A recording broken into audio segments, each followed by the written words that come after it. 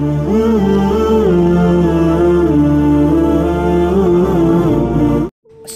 আলাইকুম ওয়া রাহমাতুল্লাহি ওয়া বারাকাতুহু। ফাহামিদাল্লাহ ওয়া আসনা আলাইহি। সম্মানিত উপদেশ টিভির শ্রোতা মণ্ডলী, আশা করি আল্লাহর রহমতে ভালো আছেন, সুস্থ আছেন, এই দোয়া কামনা করি। রাসূলুল্লাহ সাল্লাল্লাহু আলাইহি সাল্লাম আংটি কেন পরতেন, কিসের আংটি পরতেন, এই বিষয়ে আলোকপাত করব। আমা তৌফিক ইল্লা বিল্লাহ। সকলের কাছে অনুরোধ, ভিডিওটি না টেনে পুরোটাই দেখার অনুরোধ রইল। আব্দুল্লাহ ইবনু উমর রাদিয়াল্লাহু তাআলা আনহু থেকে বর্ণিত, তিনি বলেন, নবী সাল্লাল্লাহু আলাইহি সাল্লাম স্বর্ণের আংটি তৈরি করলেন।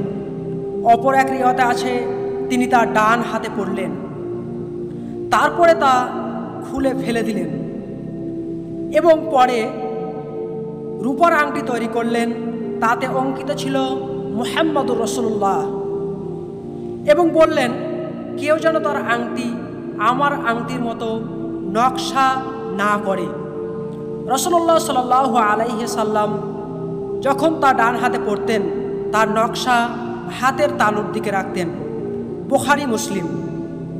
বুখারী হাদিস নাম্বার ৭২৯৮, মুসলিম ৫৫৯৮, আল মুজামুল আওসাত ২৬৪৬, সিলসিলাতুল আহাদিসুস সহিহা ১১৯২, আবু দাউদ ৪২১৮, ইবনু মাজাহ ৩৬২৯। তাহলে রাসূল সাল্লাল্লাহু আলাইহি সাল্লাম স্বর্ণের আংটি তৈরি করলেন এবং তা ফেলে দিলেন। পরে আবার তিনি রূপোর আংটি তৈরি করেছিলেন। আর নবী সাল্লাল্লাহু আলাইহি সাল্লাম এর আংটির মতো নকশা অন্য কারোর আংটিতে করতে নিষেধ করার কারণ হলো যে নবী সাল্লাল্লাহু আলাইহি সাল্লাম তার আংটিতে মুহাম্মদ রাসূলুল্লাহ খোদাই করেছিলেন অনারব বা অন্যান্য বাদশার কাছে পাঠানো চিঠিতে মোহর বা সিল হিসাবে ব্যবহার করার জন্য। অতএব এই নকশা অন্য কেউ করলে তা অবশ্যই বিপর্যয়ের কারণ হবে। শারহুন নববী 14তম খণ্ড, হাদিস নাম্বার 2091। তাহলে আমরা স্পষ্টভাবে হাদিস থেকে বুঝতে পারলাম যে রাসূল সাল্লাল্লাহু আলাইহি সাল্লাম কেন আংটি ব্যবহার করতেন। আনাস রাদিয়াল্লাহু তাআলা আনহু থেকে বর্ণিত, যখন নবী সাল্লাল্লাহু আলাইহি সাল্লাম পারস্যের রাজা কিসরা এবং রোম সম্রাট কাইসার এবং নাজাশির নিকট পত্র লেখার ইচ্ছা প্রকাশ করেন, তখন তাকে বলা হলো তারা এমন লিপি গ্রহণ করে না যা মোহর বা সিলযুক্ত নয়। অতঃপর রাসূল সাল্লাল্লাহু আলাইহি সাল্লাম একটি আংটি তৈরি করলেন। তার গোল চাকতিটি ছিল রূপার, তাতে খোদাই করা ছিল মুহাম্মদুর রাসূলুল্লাহ।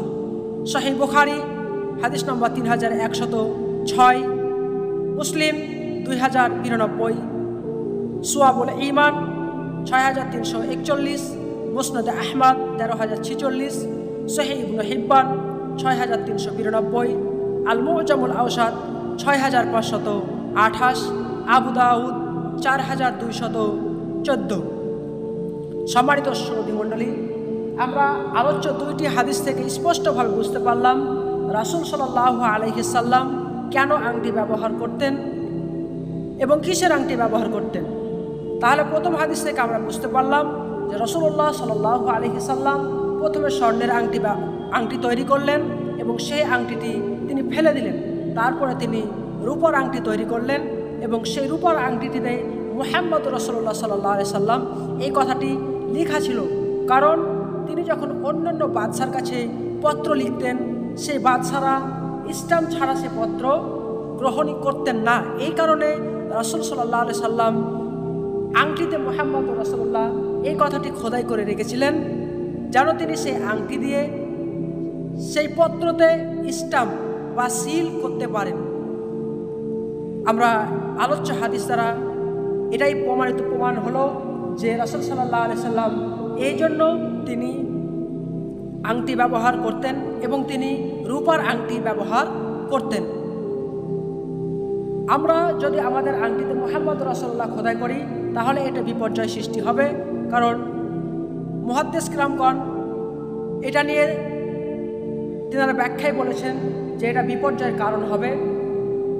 মুহাম্মদ রাসূলুল্লাহ সাল্লাল্লাহু আলাইহি সাল্লাম এই কথাটি তিনার জন্যই প্রযোজ্য ছিল এবং তিনি এটা ব্যবহার করতেন পত্রতে সিল মোহর হিসাবে। সম্মানিত শ্রোতা মণ্ডলী, যারা আমার চ্যানেলে নতুন অবশ্যই চ্যানেলটিকে সাবস্ক্রাইব করবেন এবং পাশে থাকা বেল আইকনটি অল নোটিফিকেশনটি অন করে রাখবেন, যাতে এইরকম ভিডিও আপলোড দেওয়ার সাথে সাথে আপনার কাছে ভিডিওটি পৌঁছে যায়। ভিডিওটি অপর বন্ধুর কাছে অবশ্যই শেয়ার করতে ভুলবেন না। আসসালামু আলাইকুম ওয়া রাহমাতুল্লাহি ওয়া বারাকাতুহু।